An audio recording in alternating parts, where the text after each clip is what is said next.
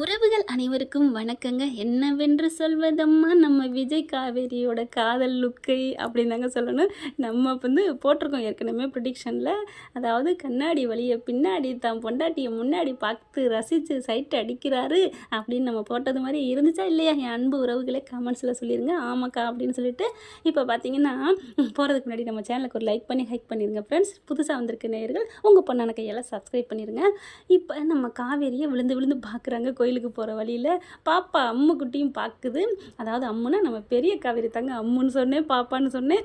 ஏன்னா எனக்கு என்னமோ தெரியல, மகாநதி சொல்லல என் வாயெல்லாம் விரியுதுங்க. அவ்வளோ ஒரு சந்தோஷம். ஹாப்பியாக இருந்தால் அதே மாதிரி சோகமாக இருந்தால் அப்படியே ஜிப்பு போட்டு மூணு மாதிரி உருன்னு அழுதுகிட்டே தாங்க தோணுது. என்னமோ தெரியல. வீக்காக சிரித்தாங்கன்னா சிரிக்கிறோம், அழுதாங்கன்னா அழுகிறோம். அப்படி நம்மளோட அவங்க வாழ்ந்துட்டுருக்காங்க. கரெக்டாக இல்லையான்னு சொல்லிடுங்க கமெண்ட்ஸில். இப்போ என்னென்னா காவேரி பார்த்துக்கிட்டே வராங்க. இவர் தலைவர் டக்குன்னு காவேரி பார்க்குறத புரிஞ்சுக்கிறாரு. உடனே அங்கே இருக்கிற முருகன் கோயில் தானே அப்படிங்கிறாங்க. ஆமாம் அப்படின்னு சொல்லிட்டு சமாளிக்கிறாங்க. நான் என்னமோ சாரதா கூட வருவாங்கன்னு தான் நினச்சேன். ஆனால் சாரதா பக்காவாக சேர்த்து வைக்கிதுங்க. எவ்வளோக்கு எவ்வளோ அவங்க பிரித்து வச்சாங்களோ ஒரு காலத்தில், இப்போ அப்படியே நேராக சேர்த்து வைக்கிறாங்க. இதுக்கு என்ன சொல்கிறது இந்த வேலைக்கு? அந்த தப்பான வேலையெல்லாம் இல்லைங்க. இதுதான் பாசம்னு சொல்கிறதுங்க. 10 மாதம் சுமந்து பெத்த பாசம்னு ஒன்று இருக்கு இல்லையா? அந்த சாரதம்மா முகத்தில் என்னங்க அப்படி தாங்க ரசிக்க தோணுதுங்க. அந்த மருமையன் பேத்தி மக அச்சா அல்டிமேட்டுங்க. எல்லாருமே பின்னுறாங்க அந்த சந்தேகத்தை காவேரி முகத்தில். அப்படியே பார்க்குறாங்க. அம்மாவுக்கு இன்றைக்கி என்னாச்சு அப்படின்னு அவங்க டவுட்டு படுறதும் அழகு அழகு. அந்த சாரதாம்மா பேத்திக்கிட்ட கொஞ்சிறத விஜய் பார்க்குற அழகு அப்படியே அவரால் பக்கத்தில் இருக்குது. ஆனால் அவங்களால ஒன்றுமே பண்ண முடியல. இருந்தாலும் பரவாயில்ல, உயிரோடு இருக்க பொண்டாட்டி அப்படிங்கிற ஒரு சந்தோஷம். சாப்பாடெலாம் நல்லா சாப்பிட்றதும் கவனிக்கிறதும், புடவையில் பார்த்தோன்னா பாட்டு போட்டு கொளுத்துறதும் செம்ம தான் இருக்குது. அதுக்கப்புறம் கோயிலுக்கும் போயிடுறாங்க. பேசிக்கிட்டே தான் போகிறாங்க. பாப்பாவை தூக்கி வச்சுக்கிட்டு கோயிலுக்குள்ளே போன கையோட பரவாயில்லைங்க, என்னடா நான்வெஜ் சாப்பிட்டு கோயிலுக்கு போகிறாங்களே நேற்று நம்ம நினச்சோம். ஆனால் இன்றைக்கி காவேரி சொல்லிட்டாங்க நான் இன்றைக்கி கோயிலுக்கு போகணுன்ட்டு அசைவம் சாப்பிடலை. அதனால இவங்க உள்ளார போயிடுறாங்க. குட்டிமாவும் காவேரியும் நம்ம வெறும் தலைவரும் வெளியில் நிற்கிறாங்க. வல்லையம்மா பாப்பா வா அப்படின்னு கூப்பிட விஜய் உடனே என்ன பண்ணாரு, பாப்பா போக போகிறது இல்லை வேணாம் இருக்கட்டும், அவளும் அசைவம் சாப்பிட்டால அப்படின்னு சொல்கிறாங்க. ஏங்க அசைவம் சாப்பிட்டா பாப்பா என்ன அதனால் என்ன கூப்பிட்றாங்க காவேரி? வேணாம் எதுக்கு சாமி குத்தம் அப்படிங்கிறாங்க. அசைவம் சாப்பிட்டா உள்ளுக்க போகக்கூடாதுன்னு சொல்லி கேள்விப்பட்டிருக்கேன். போனால் என்னங்க குழந்தை தானங்க பாவம்னு தோணுது. இப்போ என்ன சாப்பிட்டா உள்ளுக்க கோயிலுக்குள்ளே போகக்கூடாதுன்னு சட்டமா என்ன அப்படின்னு நான் கேட்கலாம். கேட்டால் அப்புறம் யாராவது சண்டைக்கு வந்துடுங்க. அதனால் நான் கேட்கலங்க. அவங்கவுங்க இது வழிபாடுன்னு இருக்குது, அதை மதிக்கணும். ஆனால் பாப்பா பாவம் தானேங்க, அதை விடலாம். காவேரி மட்டும் ஒத்தையா உள்ளுக்குள்ளே போயிடுறாங்க. சாமியை கும்பிட்றாங்க. இங்கே வெளியில் இருந்துட்டு அப்படியே பார்க்குறாருங்க காவேரி என்ன பண்ணுது ஏது பண்ணுதுன்னு. ஆனால் காவேரியும் பார்க்குறாங்க. காவேரி விஜய் பார்க்குறாருன்னு மட்டும் சொல்கிறியே, அப்போ நீ மட்டும் ஏண்டி சைட் அடிக்கிற அவரை உறக்கனால அப்படின்னு தானேங்க தோணுது. அப்புறம் பூஜை பண்ணிடுறாங்க. விபூதி இதெல்லாம் வாங்கிக்கிட்டு வெளியில் வராங்க. அந்த வரண்டாவில் இருக்கலாம், உள்ளுக்குள்ளே தான் போகக்கூடாதுன்னு வெளியில் நிற்கிறாங்க. அதாவது கோயில் வளாகத்துக்குள்ளே. அப்புறமா என்ன பண்ணுறாங்க, விபூதி குங்குமம்லாம் கொடுக்குறாங்க, வாங்கிக்கிறாங்க.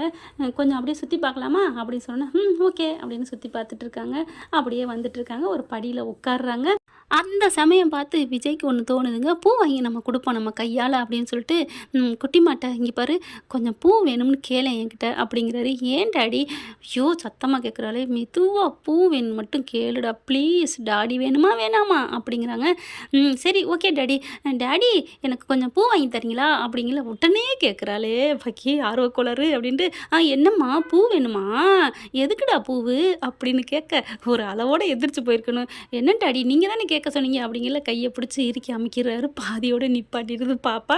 நல்ல வேலை அந்த சமயம் காவேரி ஃபோன் பேசினதுனால அதுக்கு கேட்கல. மாட்டி விடாதடி அப்படிங்கிறாரு. நீங்கள் தானேப்பா சொல்லணும் ஏண்டு, நீ வேணும்னு மட்டும் கேளு. எனக்கு பூ வேணும் டாடி அப்படின்னு சொல்ல சரின்னு எந்திரிச்சு போகிறாங்க. பூ போயிட்டு வாங்குறாங்க. பூ வாங்கல ஓட அப்படி காவேரி பார்க்குறாரு. அதுக்கப்புறம் காசு எடுத்து கொடுக்குறாங்க. காசுக்கு பிரச்சனையில் அப்படி கூட குறையன்னு பேசிக்கிட்டு இருக்காங்களே. அப்போ காவேரி விஜயும் பார்க்குறாங்க. பார்த்துட்டே இருக்காங்க. சரி வாமா நம்ம போவோம், டாடிக்கிட்ட போமா அப்படின்னு சொல்லிட்டு போகிறாங்க. போகையில் பார்த்தா அவர் பூ கடையிட்ட பேசிகிட்டு இருக்காங்க. கொஞ்சம் தள்ளி வந்துட்டு இருக்கல கரெக்டாக அடுத்த கடையில் பூ வாங்கிட்டு இருக்காங்க. நம்ம சின்ன தலைவி சித்ரா அப்படிங்கிற மாதிரி.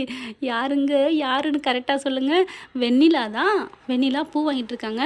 பூ வாங்கிட்டு அப்படி திரும்புகிறாங்க. யதார்த்தமாக என்ன விஜய் குரல் எங்கேயோ கேட்ட குரல் மாதிரி இருக்கேன்னு திரும்புகிறாங்க. பார்த்தா விஜயை பார்த்தோன்னா விஜய் அப்படின்னு சொல்லிட்டு வெண்ணிலா கேட்க, இவருக்கு ஒரு ஆர்வம், ஆசை. அதாவது ஒரு இது, "வெண்ணிலா நல்லா இருக்கியா? எங்கே இருக்கிற?" அப்படிங்கல. "நான் இங்கே தான் இருக்கேன், காஞ்சிபுரத்துக்கு வந்துட்டோம்" அப்படின்னு சொல்ல, "நல்லா இருக்கியா விஜய்? எப்படி இருக்க விஜய்?" அப்படிங்கல. இங்கே காவேரி பக்கத்தில் வந்துடுறாங்க. விஜய்க்கு தெரிஞ்சவங்க யாரோ பேசுகிறாங்க அப்படின்ட்டுக்கிட்டு இருக்காங்களா. ஐயோ அப்படி ஒன்றும் இல்லை ஒன்றும் இல்லை அப்படியே திரும்புகிறாங்க. காவேரி பார்க்குறாங்க. காவேரி பார்த்து ஒன்றுமே பண்ண முடியல விஜய்னால.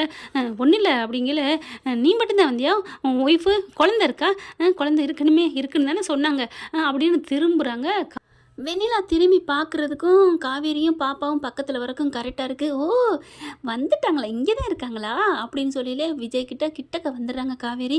"யார் இவங்க, உங்களுக்கு தெரிஞ்சவங்களா?" அப்படின்னு காவேரி விஜய் பார்த்து கேட்க, இவர் ஆமான்னு சொல்ல போகிறாரு. அதுக்குள்ள காவேரி அப்படின்னு சொல்ல, இனிமேல் தெரிஞ்சவங்கன்னு சொல்லி என்ன புண்ணியம், காவேரிக்கும் தெரிஞ்சவங்கன்னு தான் சொல்லணும். மண்டையை அப்படியே ஆட்டுறாரு. ஆட்டினோன்னே, "அப்போ உங்களுக்கு தெரிஞ்சவங்க தானா?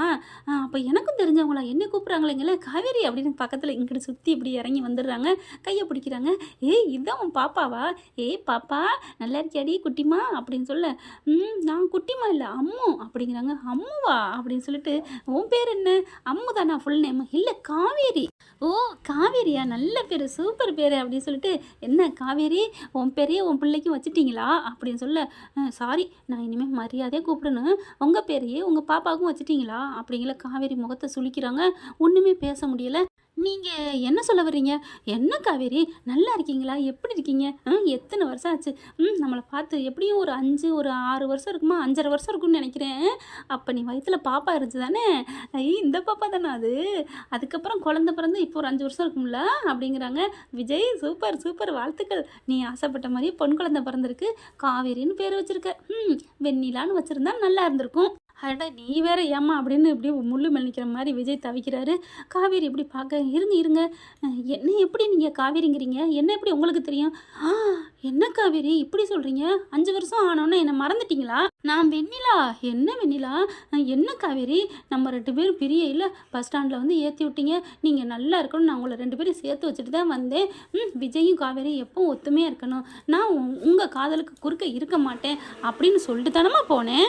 இப்போ என்னடான்னா புரியாத மாதிரி பேசுகிறீங்க, யாருன்னு கேட்குறேன். என்னம்மா காவேரி அப்படிங்கல. "என்னது என் கையில் இவரை சேர்த்து வச்சுட்டு போனீங்களா? இவன் என் குழந்தையா?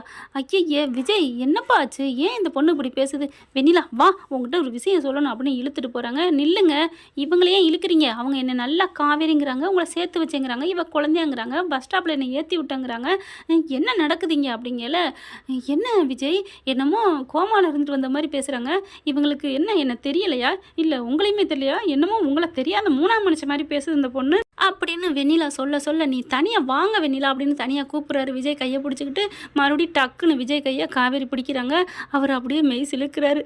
தொட்டா சந்தோஷம்னு நினச்சி நேற்று கொண்டு பொண்டாட்டி தொடமாட்டாளா அப்படின்னு இப்போ தொடையில் பக்குங்குதே, பகீருங்குதே அப்படின்ட்டு, "ஒன்றும் இல்லை காவேரி, நில்லுங்க, எதாக இருந்தாலும் இங்கே பேசுங்க, நீங்கள் கேளுங்க, டவுட்டு என்ன கேட்குறீங்க, இவங்களே என்னை ஏன் கையில் சேர்த்து வச்சிங்க, இவளை ஏன் குழந்தைன்னு ஏன் சொல்கிறீங்க" அப்படின்னு சொல்ல, "என்னம்மா காவேரி, நீங்கள் 2 புருஷன் பொண்டாட்டி, இது உங்களுக்கு பிறந்த குழந்தை, நான் இவரை லவ் பண்ணேன், என்னங்க புதுசாக பேசுகிறீங்க? உங்கள் கல்யாணத்துக்கு அப்புறம் தான் நான் வந்தேன், என்னை குணப்படுத்தி என்னை காப்பாற்றி என்னை இந்த உயிரோட நான் நிற்கிறேன்னா அதுக்கு காரணமே நீங்கள். அதுக்கப்புறம் எனக்கு புத்தியை தெளிய வச்சு நல்லபடியாக வாழணும்னு என்னை வாழ்த்தி வழி அனுப்புனது நீங்கள். நான் உங்களை 2 பேரையும் சேர்த்து வச்சுட்டு போனேன், எல்லாத்தையும் மறந்துட்டீங்களா? என்ன காவேரி, ஏன் இவங்களுக்கு எதுவும் நினைவு இல்லையா, எதுவும் மறந்துடுச்சா?" அப்படின்னு காவேரியை பார்த்து கேட்க காவேரிக்கு சுருங்குது. "என்ன விஜய், நான் உயிருக்குயிராக என்ன நீ விரும்பினேன், நீ தேவையில்லை, என் பொண்டாட்டி தான் முக்கியம்னு சொல்லிட்டு காவேரின்னு பின்னாடியே அலைஞ்சிங்க, கோர்ட்டு ஜெயிலுன்னு போய் என் பொண்டாட்டின்றதையே இவங்களும் புருஷன்னு ஜான்சி ராணி மாதிரி ஆடினாங்க, அலைஞ்சாங்க. அப்படிப்பட்ட லவ்வுக்குள்ளே தெரியாத மாதிரி இருக்கீங்க, இவங்களை யாருன்னு உங்களுக்கு தெரியுமா?" அப்படிங்கல. காவேரி பார்க்குறாங்க. இவர் இந்த குழந்தையோட அப்பா. "ஏங்க இந்த குழந்தை உங்கள் குழந்தை தானே?" "இல்லைங்க, இவங்க 2 பேர் வேற, நான் வேற" அப்படிங்கிறாங்க காவேரி. வெண்ணிலாவுக்கு அப்போ தான் புரியுது. சரியா போச்சு. "என்ன விஜய், ஏதாவது விபத்து நடந்துச்சா?" அப்படின்னு கேட்க, "ஆமாம், நான் இங்கே சொல்லிடுறேன்" அப்படின்ட்டு கொஞ்சம் ஓரலாக சொல்லிடுறாரு இந்த மாதிரி விபத்து நடந்துச்சுன்னு. விஜய் சொல்ல சொல்ல அப்படியே ஒரு மாதிரி ஆகுது. வெண்ணிலாவுக்கும் காவேரிக்குமே சேர்த்து. காவேரி அப்படியே கிருன்னு தலை சுற்றுது. என்ன விஜய், எப்படி விஜய் இப்படிலாம ஒரு மனுஷன் இருப்பாங்க இருக்கிறாங்களே, நான் என்ன பண்ணுவேன், அந்த பசுபதிக்கு பயந்துட்டு எங்கள் தாத்தாவும் பாட்டி இப்படி பண்ணிட்டாங்க அப்படிங்கிறாங்க. அப்போ தான் காவேரிக்கு புரியுது. அப்போது அந்த பசுபதி இங்கேயும் உங்களை விடலையா அப்படிங்கிறாங்க. என்னோட சேர்ந்த உங்களையும் இப்படி பாடுபடுத்தியிருக்கானே, அட பாவி அப்படிங்கிறாங்க. அவன் படுத்துனது இருக்கட்டும், நீங்கள் அவ்வளோ உயிருக்கு உயிராக லவ் பண்ணீங்க வர தெரியுமா, அதான் என் கனவுல வராரா. ஆமாம், உங்கள் மேலே அவ்வளோ உங்கள் காதல் மாதிரி உலகத்தில் எந்த காதலும் இல்லை தெரியுமா. அப்படி 50 பேர் ஊரே வீக்கான்னு போட்டுற அளவுக்கு இருந்தீங்க. எப்படிம்மா நீங்கள் மறக்க முடியும். நானும் தான் இருந்தேன், எனக்கு நினைவு இல்லாமல். ஆனால் நான் விஜயை மறக்கலை தெரியுமா.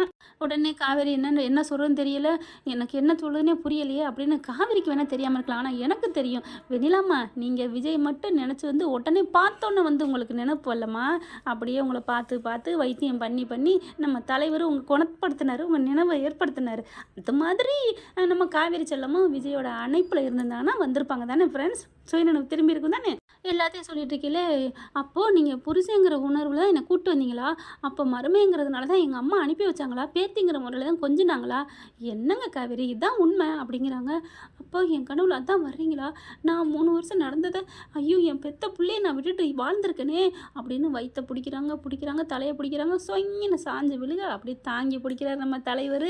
வேற என்ன, இனிமேல் சுயநினைவு வந்துடும் அப்படின்னு நம்புவோம். என்ன ஃப்ரெண்ட், இப்படி போனால் நல்லா தானே இருக்கும். பார்க்கலாம். தேங்க்யூ. இந்த வீடியோ உங்களுக்கு பிடிச்சிருந்தா தயவு செய்து லைக் பண்ணுங்க. இன்னும் அப்டேட்ஸ்க்காக சேனலை சப்ஸ்கிரைப் பண்ண மறக்காதீங்க. நம்ம கிட்ட இருக்க எல்லா சேனல்ஸோட லேட்டஸ்ட் வீடியோ அப்டேட்ஸ்க்காக மேல ரைட் சைடுல காட்டுற லிங்கை கிளிக் பண்ணி வாட்ஸ்அப் குரூப்ல ஜாயின் பண்ணுங்க. உங்களிடம் விடைபெறுவது நான் உங்கள் மெஹர்.